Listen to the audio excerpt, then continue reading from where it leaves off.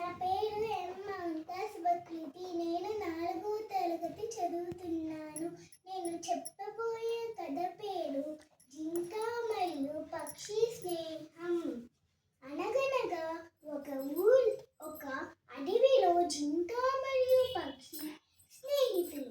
ఒకరోజు జింక ఆహారం కోసం వెతుకుతుండగా వేటగాడి వలలో చిక్కుకున్నది. ఇదంతా ఆ వేటగాడు జింకని తీసుకొని భుజాన తగిలించుకొని బయలుదేరాడు. ఇదంతా చెట్టు మీద నుంచి కాకి గమనిస్తుంది. ఎలాగైనా మా స్నేహితురాల్ని కాపాడుకోవాలని అనుకుంది. ఆ వేటగాడు వెళ్ళే దారిలో